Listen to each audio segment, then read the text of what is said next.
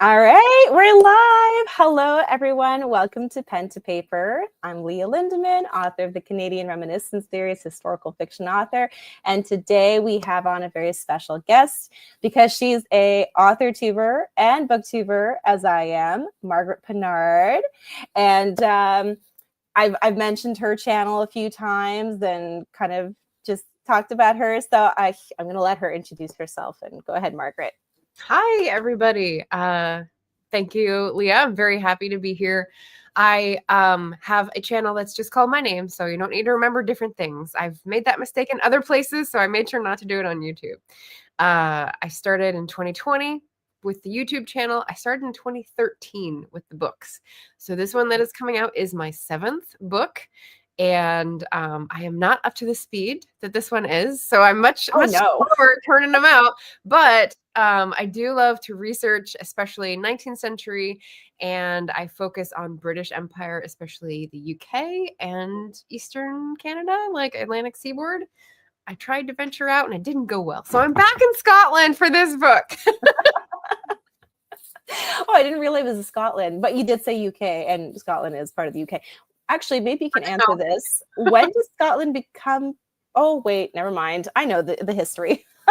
You do? I was going to ask, when did Scotland become a part of the UK? And this was back. I was watching the BBC history series that they put out on Scotland history. This was with James the First. No, James. Yeah, James the First. It was Mary, Queen of Scots, her son. United the two, James right? James the Sixth, because he was one name and one name in another. That's right. I think it was. Is that the official date, or? But I'm not completely sure. Okay. So you'll have to look that up, viewers at home. Yes.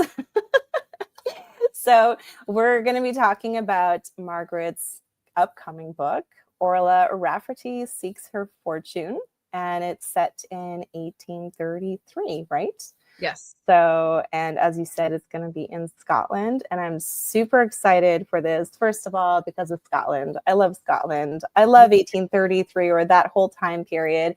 And she sounds like a pretty determined heroine, main female character. So I'm really intrigued to find out more about her. Do you want to give us a little background synopsis of what the book is about? Yeah. So it's pretty like a quiet novel, I would say. And it's focuses on Orla Rafferty, and she's been married and widowed. So we're coming across her after like 10 years of marriage and some life experiences, right? So now she's coming out of mourning.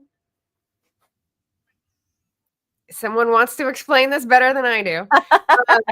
She's coming out of mourning, and she's trying to regularize her finances and sort of figure out what she's going to do with her time the rest of her life. And she finds something's not right. And so she tries to make a decision and it goes wrong. And then she's needs to change her choices, and she's up with some tough decisions. So she makes friends, she finds allies, she gathers her forces, and I really gave her lots of things. There's lots of things happening in the 1830s to choose from, to give her excitement, if you will. Yeah. Yes, because, it's hard to beat today where there's something at your fingertips anytime. We were just talking about TikTok earlier, and I guess, well, that's excitement plenty for a lot of people who are on it, not me. Yeah. Well, yes. Yeah. No, when you start looking at the timeline and you're like, what were the significant events, and where, when do you want to set your next novel? When I look at 1829, Catholic emancipation, so England-Ireland relations, 1832, the Reform Bill, so the franchise changes and a bunch of liberals come into the parliament, 1833, abolition. So like the Caribbean is vastly affected from no more slavery, not only slave trade, but slavery, and then how that's going to unfold. And so she sort of dives into these news items and tries to learn about the world and realizes, wow, I was in my own little bubble and there's a lot going on, and now I want to be part of it. So yeah. Wow. And actually it sounds very relevant to today, right? We tend to go into our own little bubbles and just live our day-to-day lives, and it can be difficult to even just catch up with that. But then when we look beyond ourselves to see the state of the world and state of countries, and we kind of get a little bit of that shock factor too, right? So, Yeah. so what inspired you to write this book? Well, as I hinted at, I had an attempt before this that I had to put in the drawer, right? And what I thought would be really cool was 1890s in Chicago, which is like the progressive, sorry, the Gilded area before the progressive era. And so I thought, okay, so there's reform and there's corruption and there's inequality and there's some parallels here as well. But for whatever reason, I couldn't figure out the ending to that story. I had a lot of cool things, and then I was like, but I couldn't finish it. I had one ending, and then like that doesn't fit. So then I couldn't figure it out. And so then I was kind of thinking, okay, well, what else has the same feeling that I can dip into? I did a lot of short stories and like scenes during Camp NaNoWriMo a couple years ago. And it started coming up like the birth of this movement, like the origin of the reform movement, and when a lot of people got to vote and how that changed the political landscape for the British Empire. And it was never the same. So that's when I was like, oh my gosh, all this stuff happened in a really short amount of time. It's going to be a really interesting thing to put one person in and be like, okay, what is their life going to be like? How is it going to change? Yeah. So that was what invited me in, and now I'm looking to have it be more of like a family, like a trilogy where these descendants find each other after being separated, and they each have a different perspective on the different upheavals in society at the time. So yeah. So Orla is actually the daughter who is in the Episcopalian faith and is comfortably off and living in Glasgow. But I've also got Amelia, who is a nun and who was in Manchester for a riot, and that's sort of affected her life. And third one is living back in Ireland. And yeah, it's going to be more about the Catholic emancipation part and the rebellion. So like lots of interesting threads to pull that I'm excited to work on. Yeah, for sure. Nun and riot doesn't seem to naturally go together. It could make a very interesting story. So you're saying that would be more the focus of the second book in the trilogy. Is that correct? Okay. And then the massacre. So she was a young child when this happened in 1820, and then she goes on to be a nun to sort of find safety and security, and then finds her family after that, and then has to sort of think about, oh, well, how did I make that choice, and what do I want to do now? So yeah. And all these characters somehow find their way to each other through various threads, or are somewhat connected. Is that how it goes? Yes. Okay. So they're all cousins. The three that I have now are cousins, but they don't know each other, because when you're a refugee and you come over to the shores after a rebellion, you're trying to keep your head low and just work and survive. Some people went elsewhere to get work, and then they sort of lost touch because there's no cell phones. Like, how are you? Letters. Pain. Yeah. So this is people finding each other again and being like, oh, like we should have a community. We should really stay connected for strength, for, helping each other out. So it's finding each other again, which I like as a theme. Oh, I love that. So found family. What are kind of other sub elements that we can find in Orla Rafferty Seeks Her Fortune? So I talked about the political awakening, the family finding. Let's see. So when I say found family, I'm aware that normally means like not blood relations. And in this case, it's actually relations finding each other again. But there is also a layer of found family that is people self-selecting. So she finds her allies by going to a library. And I'm like, that's the perfect place. yeah. So that was hard research to do, actually. Like, what were libraries like there? Yeah. So that was one of the pieces that was hard to get like a detailed feel for. But yeah, so that's what starts it. And then she goes to these lectures and she finds some people who like what she's doing and some people who comment on it. And she goes, oh, you're not the one to bring to the next lecture, I think. And, you just find the people who are your people, and then she becomes part of the Unstamped campaign. Oh, what's that? So there was an effort to suppress political education through the press by Okay. taxing newspapers that had news, because then you could get it out to people and they could learn what was happening in other places in the country and, Mhm. organize. And so not only was there like anti-union stuff, because unions weren't a thing yet, there was also tax on newspapers that would make it impossible to be profitable to keep going, because the people who were poor, uneducated classes who needed that information Yeah. couldn't afford the penny a paper kind of thing. Wow. So there were a few brave people in the 1830s who were like, we're not going to put your tax stamp on our newspaper. We're going to send it out in the mail anyway. What are you going to do about it? They went to jail. So it was Wow. a protest movement. Yeah. Okay. And when they went to jail, was there any justice? Like, did they ever, was there ever, like, did the movement carry so much forward that they didn't have to go to jail? Like they were, absolved of whatever? No. Okay. So No, they stayed there's in no jail and that was it. pardons or anything. No, but the demands that people put forward in that movement that became Chartism, where there were like 6 demands, Okay. did eventually, I think 5 of the 6 demands got met, but that was over like 60 years, and it wasn't the original people. So it was just sort of, they manifested, and it got there, but it wasn't just them. It was sort of like the seeds or the ripples that were planted or rippled out that were able to accomplish this over a much longer time frame than one generation could do. Yeah, which is actually really encouraging, because sometimes, in the changing seasons of politicism of the world, right? And we're all trying to put out seeds to make changes that we think are going to give a better future. But just to remember, it is for us, but it's also for our posterity, for our children and our children's children. And we may not see all those changes that we hope to see in our lifetime, but at least those seeds are planted so future generations can carry on. Yeah. Yeah. Hopefully what we're doing will still make a difference down the line. Yeah, exactly. So you mentioned that the library was a difficult subject to research. Were there any other, I mean, with historical fiction, there's a lot of things that pop up. I find that like, oh, I need to look into this, and it's really hard to find this information. Were there any other pieces like that other than the library that you thought was difficult to find the information for?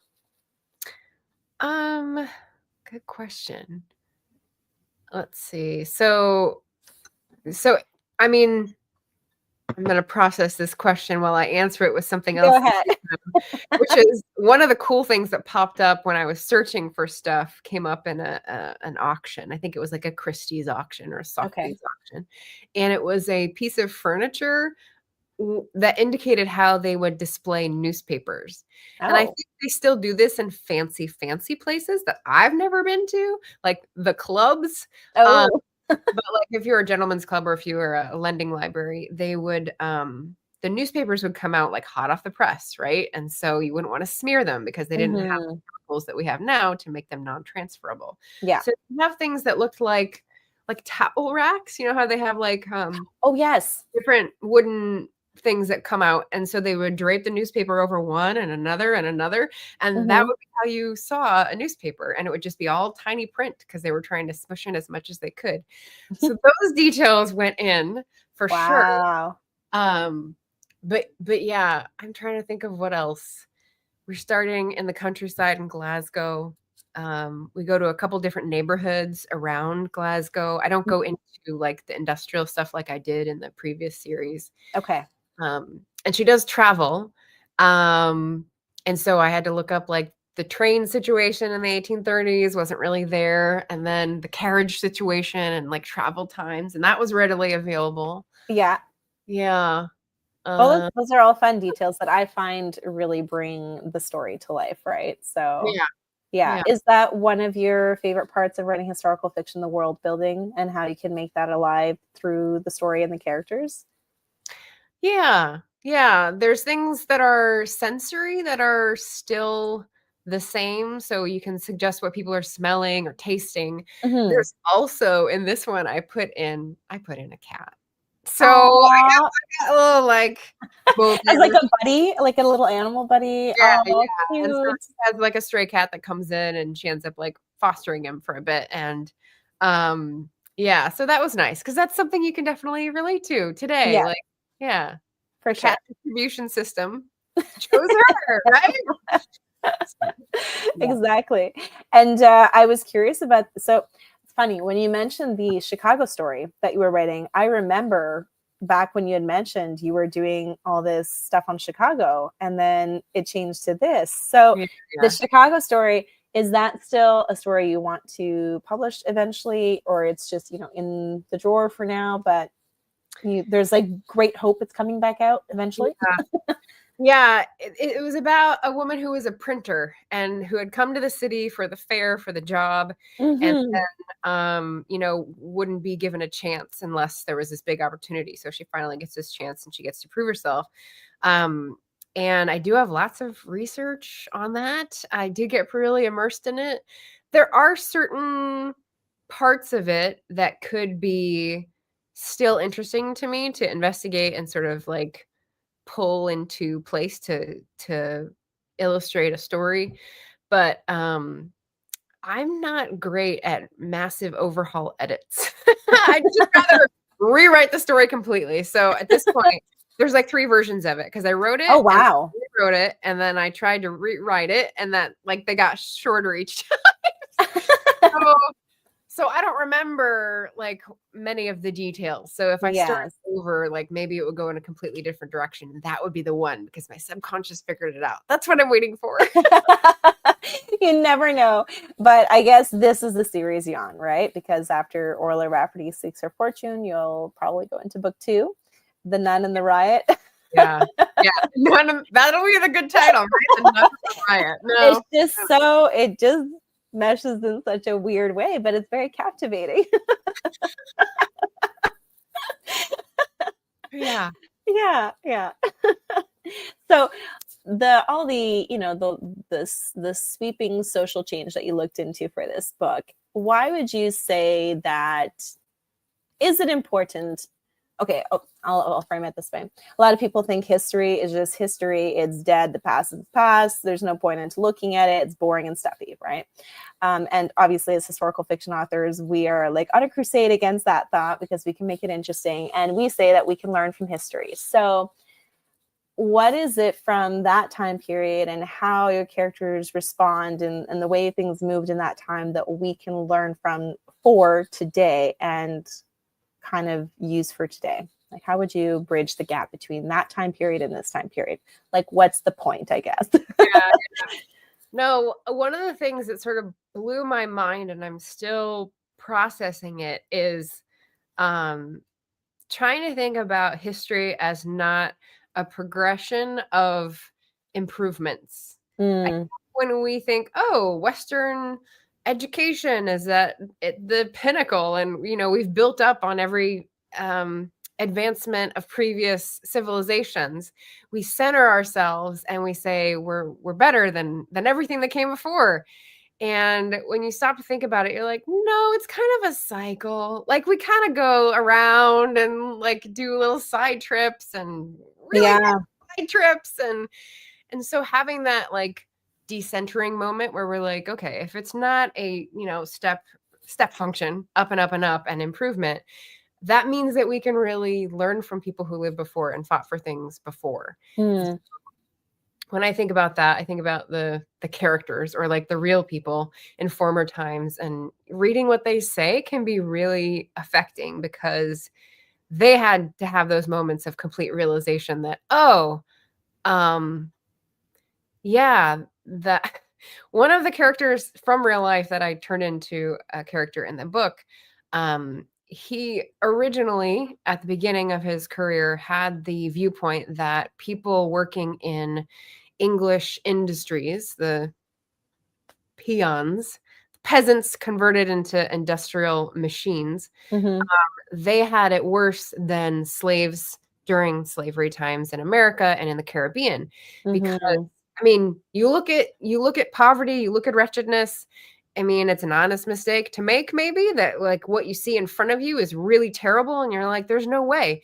Like logically, you could reason, okay, well, slaves have more value if you take care of them better. So Mm, people must get better treatment than the bare minimum wage laborers here. But then you have the benefit of, oh wait, let's go to their account of the situation. You have slave narratives, you have freedmen narratives, you have people saying that the cruelty of the system came out in the relationships between people, and that logic of economics is mm, not what governed people's behavior. So he sort of came over 10 years to the realization that, oh, okay, so abolition is a good thing. I guess we should really value this and be in solidarity rather than competing for who has the worst situation. mm. Yeah. So empathizing with people who are in the middle of their journey, and thinking, okay, that may be where I am. Like I've discovered some things and I still have some way to go about learning about other people's experiences, about what the right thing is, the right method, things like that. So that's Yeah. why it's great to go back and look at other people's experiences and what they wrote and how they transformed. For sure. What is this character like? Are you allowed to divulge like who this historical figure was? Sort of plucked him. He's not very famous. His name's Okay. James Bronte O'Brien. So if you look up Bronte O'Brien, that was he was a newspaperman. He was an Irish person who came over and made most of his career out of the labor movement and the Chartist movement. Okay. Yeah. Wow. That's really neat. Yeah, no, I guess when you think of like abolition, you think of William Wilberforce, you think of, kind of those giants, right? But it just goes to show there's the little, not the little guys, but like the heroes in their own right that their story doesn't really know, and just shows also the power of having a mindset. Like for 10 years, that's a really long time to have a fixed mindset of viewing a certain people or a certain situation a certain way, and just seeing that could be swept aside for a better mindset of or view of what the world is really like. So it also is hopeful when you see people who you really feel don't understand the plight of other people and they're just kind of fixed in their ways, that that they could change, that they could see a different way. And it's all about keeping that dialogue open and building those bridges and empathizing, as you said, to bring greater understanding to, your immediate surrounding and your immediate relationships, and then to the greater world around you. So, yeah. Yeah. I cheated by about 2 years in terms of like the time when a book came out of a person he knows reporting from the Caribbean and how terrible it was. And he was probably affected by that. And so I squished it into the book by cheating the timeline. But I did admit this in the author's note. So I was Exactly. like, okay, yeah. Yeah. I think I did that with my last book too. There was a certain like airplane that I needed up north, and for sure I knew that was like the year before, but I just like moved it over. And again, you write it down. And how often do you find you have to kind of shift those details, like more a little bit? I mean, not too much, because basically when I was thinking about, okay, what are the events that I want to include and have my characters deal with and engage with, and I thought, well, I can't do everything in one book because that'll just be like a mess. So I was like, okay, so I'm going to divide it up and have different people experience or grapple with different main events, right? Mm-hmm. And so I had that idea, and then it was like choosing the year, and there was some last minute edits that were about the year because I had it in 1832 to start. And then I realized I did less on the reform bill and I did more on the abolition stuff. And so I needed to scoot it a year later. And then I had to go search and find and change. Oh, wow. One of those things. Yeah. I also had a name in there, and this doesn't answer your question, but I'm just thinking of find and change instances. Yes. A name in there that is actually the name of a modern person, and I was like, does it and then people were like, no, I think he's famous enough it would be distracting. I was like, okay, all right, I'll change it. And so Andrew became Aloysius, and I had to do that throughout the okay. Yeah, my little thing came out there. That's cool. but not too much other twisting, because I just moved myself when I figured, oh wait, do I have to, or can I change elements? And then when I did, I was like, okay, I'll change this. Yeah. But yeah. Let's dive into characters a little bit. Do you have a favorite character from this book? I mean, probably Orla Rafferty, right? She's your female main character. She seems engaging enough. Actually, she kind of, I mean, I could see how elements of you are in her. Like just, I mean, there's always more to learn about you, but just like some of the things I was like, oh, that sounds like a character Margaret would write about. But do you have any other favorites in the book? Yeah.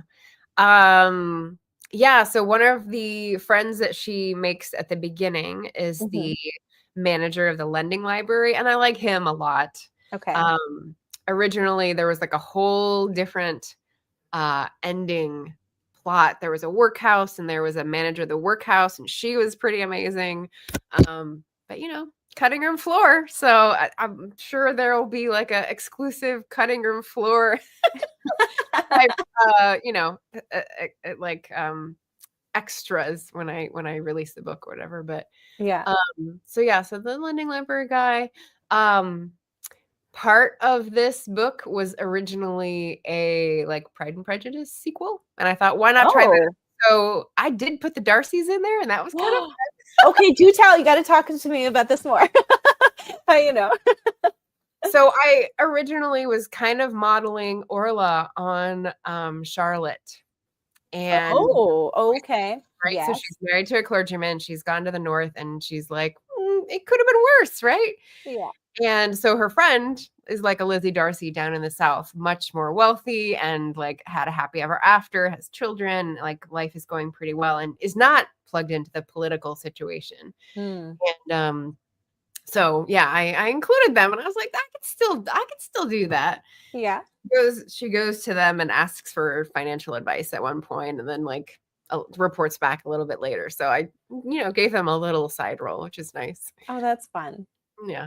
Yeah. Was that intentional, or it kind of turned out to be that way and you started seeing the parallels between the two books and the characters?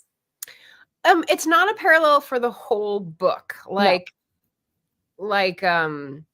I said, it was a sequel. So it was trying to imagine what like Charlotte would have gone through marrying Mr. Collins and sort of being banished from the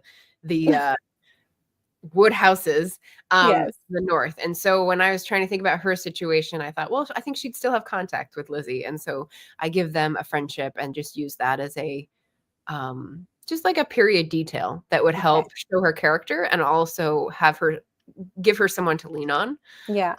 At the beginning. Yeah. Wow, that's a lot of fun. I'm really, really excited to read this book. I mean, Pride and Prejudice isn't my favorite Austen book. My favorite would be Persuasion. I find it's one I've reread. I find it's a very beautiful, mature love story, but also just of understanding oneself over the years too. So it's got a lot to it. But Pride and Prejudice, I'd say, of the movies, I have seen the whole 6-hour version one. I know people kind of like swear by that. It's good, but I really do enjoy that out last Wednesday on VHS. Did you? Yeah, I did. So I think it's probably been at least 8 to 10 years since I've seen that one. But one that I can literally watch over and over again is the last one that they did with Keira Knightley. I just 2005. Love it. It's such a beautiful cinematography and it just the whole thing. And it just captured the essence of the book overall. I know there's a lot that's missed, but So one of the things Jane Austen does that I love is put letters in her book, and I did that as well. Okay. So that's one of the things that I've done before in my books, and I like providing that different format because you have narration, you have sort of like overview, and you have action, and you have dialogue. Yeah. But then you have people like innermost thoughts or like best friend talk, like no holds barred. And I feel like that is one of the most intimate ways to represent a person on a page. And so I like doing that in little bits so people go, oh, like yes. Yeah. Well, just to show the humanity behind the times too, right? Because it's very I think it's very easy to think, oh, well, they were so stuffy. They didn't know how to share their feelings. Like that's just kind of what the time emanates. But Yeah. if you share those, those sentiments that way, then it kind of brings the humanity a little bit more.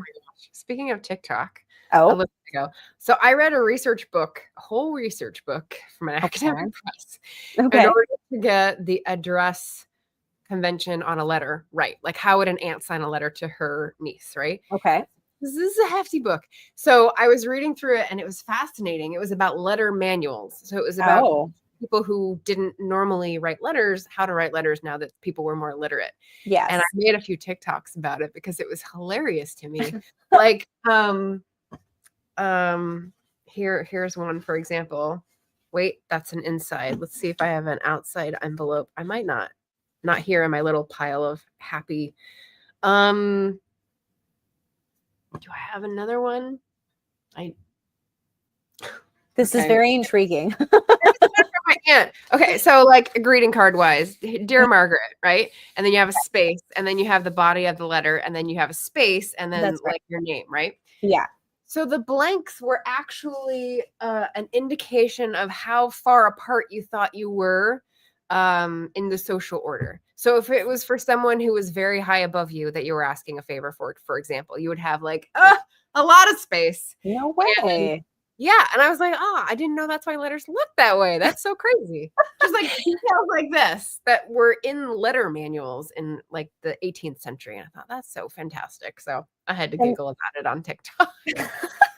And how long did that, okay, let's say, you're writing to an aristocrat. How long did that last, that type of, I guess, letter courtesy or letter politeness? Like how long, do you know how long that would have lasted for? I guess maybe up until the early 1900s, because the aristocratic level and class was still there at that time, right? Pre-World War I, and then World War I kind of finished that off. But and so they had things about like the ornate language you would have to use and the order and like basically like the compliment sandwich kind of idea and how you had to get through.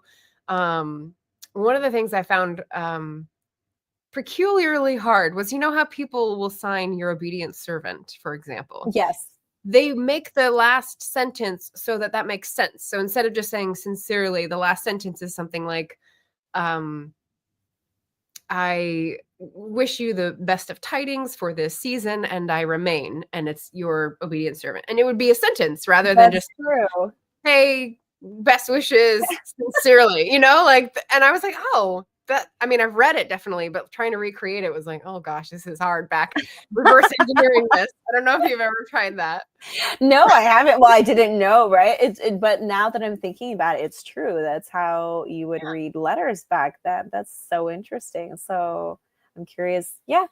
And I'm curious when that started to change, going toward non-sentences to sincerely. That would be an interesting kind of historical fact to look up. But that's really cool. Yeah. It makes sense. It's true. We have, I've been going through my books. I've been kind of reorganizing my books a lot recently, and I'm coming across, like these old, early 1900s, mid 1900s, editorial ways of writing, and you kind of flip through them and it's very dated, or it's just not the way people write anymore. So it makes sense. There would be a letter manual, a letter writing manual. That's so interesting. It was especially for people who were in business or like sending things in the mail. And so it was like a new social class. Like they would be writing letters as men of business. And so that's always interesting to feel like, oh, okay, like society's changing. And there's like this one piece of evidence, That's right. Academic text, but some interesting little snippets in it. Yeah. For sure. One thing I'm kind of curious about today is, do people still write a colon after dear sir or dear whoever you are speaking to in a business? Because that's the way I was taught in high school. Yes, when you're, so let's say you're writing to a CEO or someone, in a business letter, it's dear sir or madam or miss or whatever, colon, not a comma. Really? Yes. Okay. Yeah, I thought it was a comma. No. Okay. So I'm guessing a lot of people don't know that. Yeah. Yeah. But like when I've been writing to, Mm-hmm. bookstores, or I just put comma because that's how they write. Like or I've received emails from them and they don't put a colon, they just put a comma. So Right. I think the times have changed quite enough that. And yours were in an email, right? Yes, email, letter, yeah, anything, because you even with the email, you'll go dear, whatever, and then you put your body, or at least I do. I don't know. It's kind of, I guess, old letter writing technique, but yeah.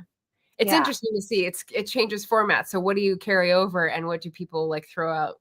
Yeah. The bath water.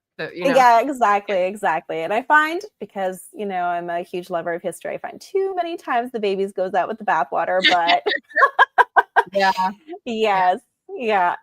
So I thought it'd be fun to do the little game that I mentioned with you. It's going to be Would You Rather Author's Edition. And I think there can be some interesting little tangents coming off from these questions. So first one, super easy question to ease into, I think. Would you rather write only at night or only during the day? Only during the day. My brain doesn't work very well at night. So that's an easy one. You're correct. Are you a night owl or no? Okay. No, my brain does not work at night is what I'm saying. So, yes. Well, yeah. It's just, I know some night owls and their brains don't work at night, but they just stay up, all hours of the night. So that's why I was asking, like, you could be a night owl, but you just don't write at night. No, when my brain goes off, it's like nothing good can come of this. I better just go to sleep. Yeah. That's good. All right. Second question. Would you rather your main character only make the right choices or only make the wrong choices? Oh, in this book specifically, or like in any book? Sure. Let's go with this book specifically. She only made wrong choices. Or if she only made right choices. Oh, I'm going to go for the more exciting answer and say only wrong choices. Because she makes a choice at the beginning, and I don't know whether you would call it right or wrong, but it's what incites the action. So yeah, she would need to do that. And then if her actions afterwards, she makes another bad decision. There's two main bad decisions, and there's like right ones in between. So yeah, we'll go with wrong. Make it exciting. It's true. I was thinking about this too, and like I guess the hopeful part of me wants to say right decisions, but if it's all right decisions, well then it's perfect, and then it's not an interesting story. But the only thing with the wrong decisions, it could get very despairing very quickly, especially with an ending. Well, you gotta have friends. That's why you gotta have friends. Yeah. Exactly. Yeah. That's a good answer. But at least, I guess based writers write both. So right and wrong comes into play, right? Because then that makes it exciting too, because it just shows that your character's not just one way or the other way. They're, they're kind of level, or they're relatable. You could have exactly. Yeah. You can have a little bit more of one or the other, but you have to throw in a little bit of both at least to make it interesting. I just watched an interview with Margaret Atwood on Offline. Oh. She said there's only been one book, and I'm the only person who's read it because it's so boring to get through. Oh. It's 18th century. It's by Richardson, the guy who wrote Pamela. Okay. But this was a different book before that where it was just someone who did only the right thing. And she said it's so deadly boring. Nothing interesting. That's why we don't do it. So I don't know if you know, well, I think you do. Miss reads a lot. She's So she read Pamela, I think. Sandy read Pamela, and she said it wasn't that great. I think I remember her saying that. Again, it was kind of boring. I think I remember her saying it was boring and just not much to it. Yeah. Well, what Margaret Atwood said is that he wrote, I think, 2 or 3 different books about like women being seduced and the aristocrats being the goodies or the baddies depending on the story, and the aristocrats came down to scold him and say we're not that bad, and so he tried to write one where an aristocrat was like the good guy, and it was deadly boring. So those may have been slightly more interesting, but also 18th century romances. So well, her review of Pamela definitely made me think, I'm not even going to try to attempt that book. I'm just gonna let it lie unless I completely forget and then find it 20 years later. I'm like, oh, this looks interesting, and then regret the decision. the moralizing is conventions are very different, let's say, because if you have a message today, you can make that message known, but in like a subtle way. Mm-hmm. And I think back then, our readers from today would read it and be like, enough, I get it, like it's just Yes. ahead. So yeah, I Yeah, get it. yeah, very true. All right, third question. Would you rather write in a genre you dislike but have a guaranteed bestseller, or write in your favorite genre with only a niche readership? Are we living in the real world? I am path number 2. So Any regrets? yeah, I'm like, would I want to write horror if I knew I could get a bestseller? No, because you'd be known for horror, and then people would want more, and you'd be like, I hate this. Yeah, I definitely still stick with my niche audience with stuff that I love. Yes, yeah, for Yeah. sure. At least you know that. I guess I'm also the same path too, right? And what I like about it is that if they come to you and they expect something from you, it's real. It's not because it's just your name. I mean, that kind of comes with the territory eventually, like, as you write more and that can come along, but it just feels more authentic, I guess. If that makes any sense. Yeah. Yeah. Yeah. Okay. It means a lot when someone finds your work.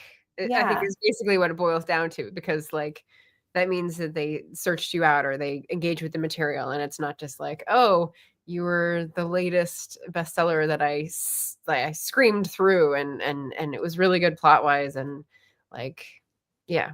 Yeah, exactly. Okay. Number 4 is similar. Would you rather have a dedicated fan base but little mainstream success? Or, I don't think I finished writing down this question. Okay, let me find it here. Or, let me see here. Or be a bestseller with no personal fan connections. Oh.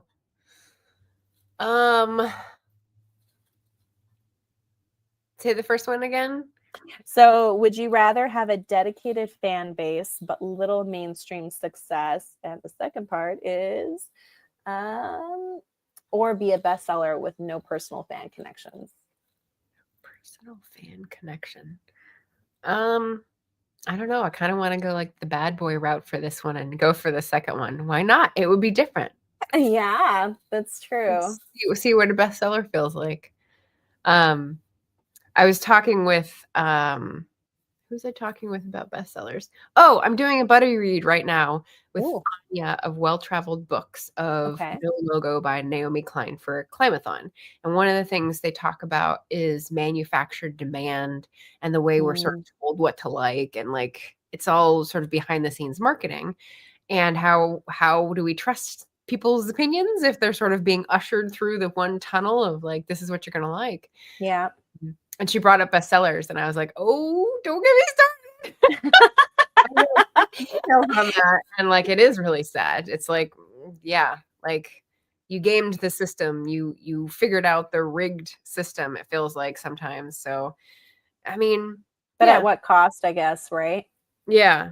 If you're not engaging with your fans, or you don't have like the layers below, you're at a landing, let's say, but like you're not supported. So I don't know. Yeah, I guess it's like choose between your readership or choose between your publishing house. I don't know.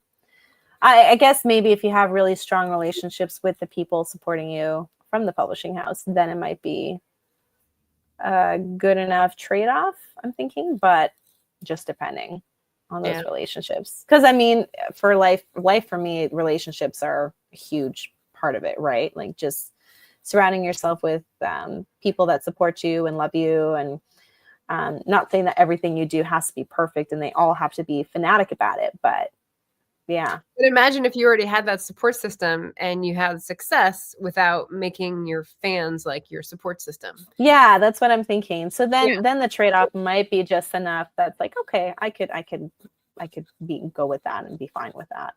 Yeah. I'd try it. Yeah. If someone had a ticket. As I said, as you said, it would definitely be an interesting experience to try it and see what would be good. Okay, last question I have is, well, I do have more, but would you rather have readers interpret your story entirely differently from what you intended, or see spoilers before they start reading? Oh, okay. So interpret it their own way, which is different than I intended, or Mm-hmm. see like a content warning or something and have a spoiler but then they would read it the way that I intended. Yeah, that's interesting, because when you do those graphics with the arrows and you point to Yes. like the tropes that are involved, or like Yes. try to attract people, it's sort of a spoiler because you're talking about what's going to be in the book, and you're Yeah. sort of edging them to, I think you would like this. If you would like this, pick up this book. Yeah. Did I make one that was a spoiler? I looked at one and I was like, should I take that off? And I can't remember which one it was now. Oh, really? So I guess I went for spoilers, I'm but gonna go take a look quickly because I don't want to be a like control person. yes. Let's see. Okay. So we've got pragmatic heroine, generational conflict, mature women, Victorian Glasgow, fight against greed, and political awakening. I think those are all pretty Vague enough. Yeah, vague enough. Like, it just entices the reader, whoever is interested in that, to get into it. But Okay. yeah, I think it's good. Yeah. Spoilers. I don't know. I don't run into spoilers very often. So that's not one of the things I get mad at authors about. So I don't know if that's a big population. Yeah. Yeah. I get more annoyed at cliffhangers. Like cliffhangers on every chapter, or like at the book? No, and in it's the book. Okay. Yeah. So I think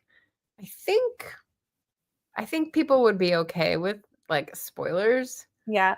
But again, I don't want to control their interpretation. So I don't know what to say to that one. That's a hard one. It's a tough one. Yeah. I don't even know what I would choose for that one either. Yeah, as for the trope, I think the only book that I've kind of kept a trope back was my latest book. The Unborn Melody. Yeah. But I mean, you could put it in, I don't know. Yeah. It's interesting. Yeah.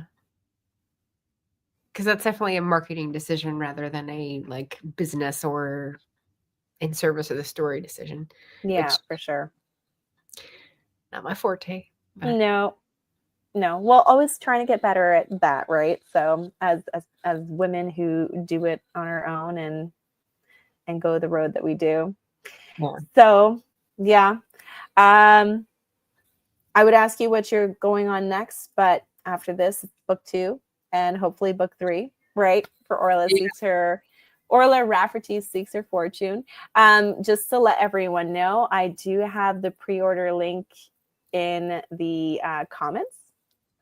And if there's any last minute questions, feel free to put them in the chat. But it's been really great having you on, Margaret. And I really can't wait to read this book. As I said, Scotland, Victorian era. I don't think I've read too many books, to tell you the truth, historical fiction books about political reforms and social changes. Probably the closest one I've come to, and it's not a historical fiction, it's North and South. So that's a classic. And that is heavily talking about, the politics between the North and the South. But it's also a love story, which that's actually probably, so I've adored the Masterpiece miniseries that they did. Did you ever see that? Masterpiece. Is it Masterpiece? I'm pretty sure it's Masterpiece Theater. It's the one with Richard Armitage. Did you ever see that one? How many times have I seen it, Leah? Okay. You know what?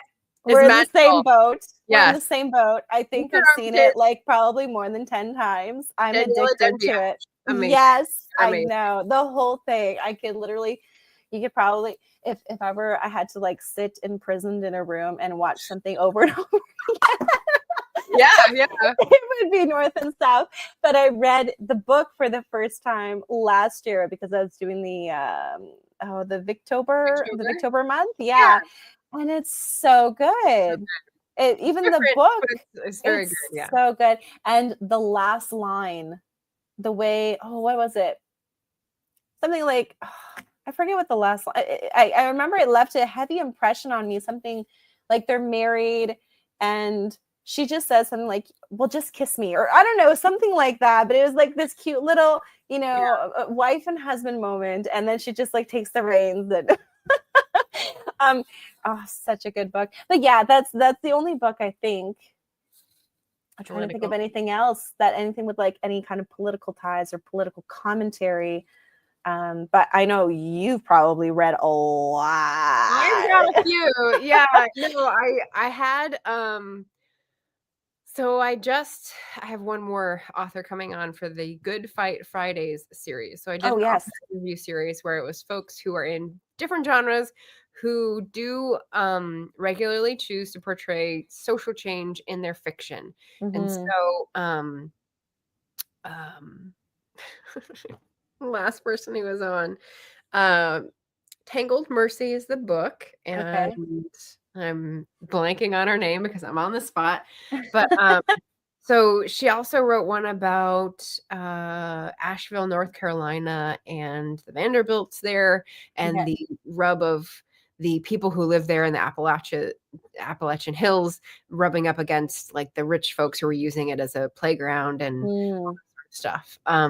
And Tangled Mercy is set in South Carolina, and it's right before failed slave revolt in the 1840s or 1830s. And that one's dual timeline. So she's talking about someone researching it in the present day and trying to find her family, and someone living through it in the historical period. Okay. So good. I have on my TBR Trust by Hernan Diaz. It sounds familiar. It's got like last year, I think, and it's a sort of a green of the Flatiron Building in New York City, and it's gotten very well reviewed. And I think it's like against the monopolies in the progressive area, 1900. Oh, okay. But I just started it, and it's a very peculiar voice. It's like someone talking to the reader, like, but we're going to talk about that later, and you might find this and this. Oh, interesting. Like, it's an interesting sort of way to insert yourself into the story. So I'm like, oh, yeah. Okay. Well, thank you for sharing some of those for whoever wants to like jump into that. Actually, I just realized I did read something recently, but it's not, I guess, what I thought standard political reform, but it was The African Samurai by Craig Shreve. And he's a Canadian author who so there's this story of this slave Yasuke who was taken by Portuguese sailors and then sold off to the Jesuit missionaries, and then they brought this Black African slave man to Japan. And then when the Jesuit missionaries were there, they gave him off to he was the most like important shogun of that area. So I think it was like, or that time period, 1540s, I think, Japan. And yeah, basically this shogun, I can't remember his name. No, I can't remember his name. And he elevated this African man to a samurai status. So I don't know if he was ever officially given the name samurai, but he received the full armor of samurai, which only samurai would be given, right? Oh. So it was a very interesting. So it was more like how Japan was shifting at that time, and how all the shoguns were fighting, and that kind of social change. So it's just different from like, North American or European, but definitely a different part of the world. And so it was well done. I gave it a 5-star rating. That humanity aspect was definitely woven in very well with bringing the history of Japan and then Yasuke's story and how that kind of all pulled in together. And yeah, definitely a riveting read. I highly suggest reading that. But yeah. I just like a few months ago watched a series, and I know you don't have Netflix, but it's called Blue Eye Samurai, and I think it's from a manga Okay. series, Okay. and it's in the 16th century, 17th century, um, probably early 17th, Yeah. and it's about the entry of the white foreigners to Japan, and Mm, the doors closed. It was the closed door period, but okay. there were like 3 or 4 white men known, and they had fathered bastards. And so there were people who were shunned because they were mixed race. Mhm. One woman disguises herself and is on a revenge trip and finds one of the men, and like he's Northern Irish. So you get a perspective Oh. of someone in the British Empire who went through famine and then ended up on top by hook or by crook. And she's like messing with him. And it's just, this is a crazy journey. Like, Wow. That sounds yeah, interesting. yeah. So good. Yeah. So Yasuke's story actually happens before the closed door period in Japan. Okay. And then the only thing that I kind of know about the closed door period was the movie Prisoners. No, not Prisoners. Silence with Andrew Garfield. He was one of the Jesuit missionaries that Rings a big was bell. stuck there. Yeah, I don't Okay. remember. Oh, no, sorry. Yes, it's Andrew Garfield and Adam Driver. I think those are the 2 actors in it who play the Jesuit missionaries. But yeah, that's them. Those are what I've read. But thank you for, yes, you put it in the chat. So that's great. One I forgot is Joy Jordan Lake for Tangled Mercy. Yeah, South Carolina. Okay. Yes. Perfect. Yeah. So this has been great. Do you have any last words for any of the viewers? What you want them to know about the book or pre-orders, or when is it being released? Like, do you have a release date or kind of a vague idea of when it's being released? Okay. I just finally submitted it to Kindle for approval for pre-order. Okay. I have already got all the draft to digital stuff done. So like we're good to go. The release is going to be on November 30th, which is not only Small Business Saturday, so order it from your local independent bookshop, Okay. but also St. Andrew's Day. So it's a Scottish holiday. Oh. So double special. And yeah, you can pre-order it now. I've got like a deal going for people who pre-order that they get some fun things in the mail. Yes. You can check the Patreon if you're interested in that. But otherwise, find on your whatever your favorite bookstore is, online or in person, and they should be able to find me. Perfect. Well, thanks, Margaret, for coming on. Thank you, everyone, for watching and for being here. And for those who will be watching, please go check out Margaret's channel, which is Margaret Pinard. I think I have it in the description, but I'll put it in anyways, just in case I forget. Check out the pre-order link and go follow her on Instagram and website and all that. Go and support. Thank you so much, Leah. Thanks everyone who's watching and on the replay. Do you ever like ask people to put an emoji in when they're like commenting? Oh, that's sometimes I think I do that like occasionally, but sure. Let's put do you want to do a green heart emoji? Sure. Celtic. Yeah. I mean that's what I've been doing on the the post that I did on YouTube and Instagram. I just thought it went really well. So because you have a gorgeous green antique cover. So oh yeah, and you had the green damask for the background, which is yes, I thought it worked really well. Yes. Thanks. All right, guys. So you know what to do. Put a green heart. It was great to be here with you all, and take care. Bye.